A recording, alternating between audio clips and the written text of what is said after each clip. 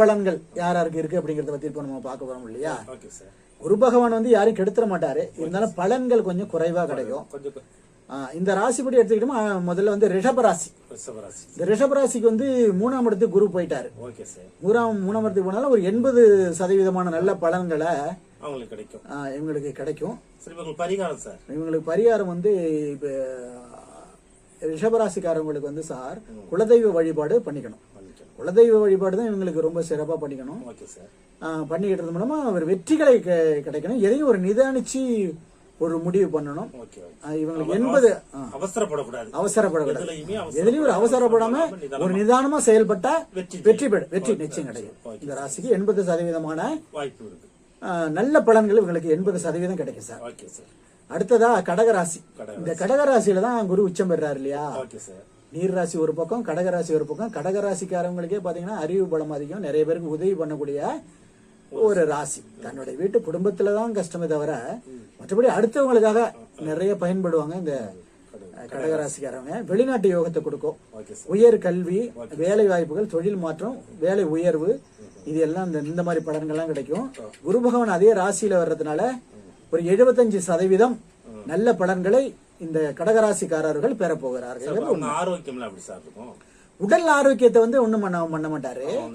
ஜென்ம குரு தான். ஜென்ம குருவா இருந்தாலும் அந்த குரு உடல் ஆரோக்கியத்துல ஒண்ணும் பண்ணிட மாட்டாரு.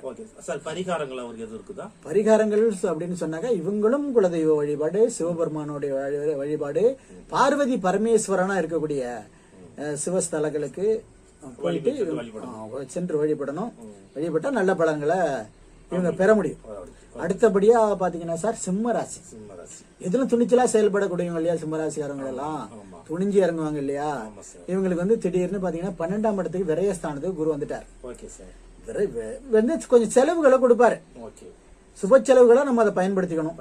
வீட்டுல வந்து திருமண செலவு, வெளிநாட்டுக்கு அனுப்பி வைக்கிறது, மற்ற நிலபலன்கள் வாங்குறது, வீடு வாங்குறது, இந்த மாதிரி செலவுகளை இவங்க கொஞ்சம் பண்ணிக்கணும். விரயம் ஏற்பட்டாலும் அதே மாதிரி அவங்களுக்கு வந்து விரயத்துக்கு தேர்ந்த வருமானத்தையும் அவர் ஏற்படுத்தி கொடுப்பாரு சார். இந்த ராசிக்காரர்களுக்கு தொழில் நல்லா இருக்கும். ஏன்னா சூரிய பகவானுடைய சொந்த வீடு. அதனால வந்து இவர் வந்து 70% நல்ல பலன்களை இந்த சிம்ம ராசிக்காரர்களுக்கு கொடுக்க போறாரு. உடல் ஆரோக்கியத்தை ஒண்ணும் பண்ண மாட்டார். செலவுகளை வந்து சுப செலவுகளை பண்ணிக்கணும். சுப செலவுகளை பண்ணிக்கிட்டாக்கா ஆஸ்பத்திரி செலவு குறைச்சிக்கலாம். பரிகாரம் வந்து இது சிவபெருமான் தான். சூரியனுக்கு வந்து சிவபெருமான் தான். சிவபெருமான வழிபாடு பண்ணிக்கணும்.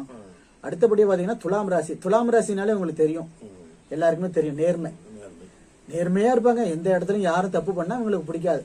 இந்த ராசிக்காரவங்களுக்கு, துலா ராசிக்காரவங்களுக்கு, அப்படிப்பட்டவங்களுக்கு வந்து வேலை வாய்ப்புகள் அமையும். எதையும் ஒரு வாக்குவாதத்துல மட்டும் ஈடுபடாம கொஞ்சம் அமைதியா இருந்து வேண்டிய டைம். கொஞ்சம் நிதானிச்சு போய்க்கணும். இவங்களும் சிவபெருமான வழிபாடு பண்ணிக்கணும். உடல் ஆரோக்கியம். ஆனா திருமண தடை இருக்காது. திருமணம் நடக்கும். மற்றபடி இவங்க 10க்கு போனதுனால வேலை இருக்கக்கூடிய இடத்துல வந்து வேலையில இருக்கக்கூடிய இடத்துலதான் வாக்குவாதத்திலேயே ஈடுபடக்கூடாது. அதை மட்டும் தவிர்த்துக்கிட்டா நல்லபடியா இருக்கும். அடுத்தபடியே தனுசு ராசி. இவங்களும் ஒரு நேர்மையா உள்ள ராசி தான். ஆனா குரு பகவான் 8ஆம் இடத்துக்கு போறதுனால கொஞ்சம் உடல்நல கோளாறுகளையும், பங்காளிகளோட தகராறுகள் வந்து பங்காளிகளோட மனஸ்தாபம் ஏற்பட்டிருக்கும். சொத்து விவகாரங்கள்ல மனஸ்தாபம் ஏற்பட்டிருக்கும் இந்த ராசி தனுசு ராசிக்காரங்களுக்கு. ஆனா தன்னோட ராசிநாதனே குருவா இருக்கிறதுனால ரொம்ப கஷ்டத்தை கொடுத்துட மாட்டாரு. இடமாற்றம், வெளிநாட்டு யோகம், பதவி உயர்வு, இதெல்லாம் இவங்களுக்கு கிடைக்கும் சார்.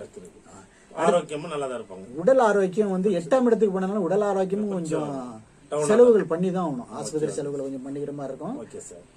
உடல் நிலையில வந்து கொஞ்சம் கவனத்தை செலுத்தணும். ஒரு யோகா இதெல்லாம் செஞ்சு ஒரு உணவு கட்டுப்பாடெல்லாம் இவங்க கண்டிப்பா பண்ணிக்கணும் 8ஆம் இடத்துல இருக்கிறது. அடுத்தபடியா கும்பராசி. இந்த கும்பராசி வந்து ஒரு நல்ல ராசி தான். ஆனா 6ஆம் இடத்துக்கு இவரு கும்பராசிக்கு 6ஆம் இடத்துக்கு குரு பகவான் போனதுனால கொஞ்சம் தகராறு வந்து தன்னை தானே தேடி வந்துடும். இவங்க அமைதியா இருந்தாலும், இவங்க சும்மா இருந்தாலும் பலியக்க ஒம்புறதுன்னு சொல்றாங்கல்ல, அந்த மாதிரிலாம் கொஞ்சம் வரும். பண விரயம் கொஞ்சம் ஏற்படும். கொடுத்த பணத்தை கொஞ்சம் திடீர்னு வாங்க முடியாது. கொடுத்த பணத்துல கொஞ்சம் வாக்குவாதம் ஏற்படும், கொஞ்சம் சிக்கல் ஏற்படும். கொடுத்த பணம் கொடுக்கல் வாங்கல் வச்சுக்காம இருக்கிறது ரொம்ப ரொம்ப ரொம்ப நல்லது. இவங்களும் குலதெய்வ வழிபாடு தான் பண்ணிக்கணும். ஆனா இவங்களுக்கு வந்து திடீர் யோகம் ஏற்படும், திடீர் அதிர்ஷ்டம்னு சொல்றேன்ல. சிவபெருமான வழிபாடு செஞ்சு நல்ல யோக பலன்களை பெறலாம். இந்த கும்பராசிக்காரர்கள் பெற வேண்டி எல்லாம் வல்ல இறைவனை வேண்டிக்கிறேன். நன்றி சார். நேயர்களே, குருபெயர் 2026 குரு பயிற்சி வந்து எல்லாருக்கும் நல்லபடியாக அமைய வாழ்த்துக்கள்.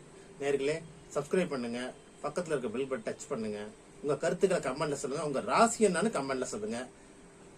நன்றி, வணக்கம். ஓகே, நல்லது. லைக் பண்ணுங்க, ஷேர் பண்ணுங்க.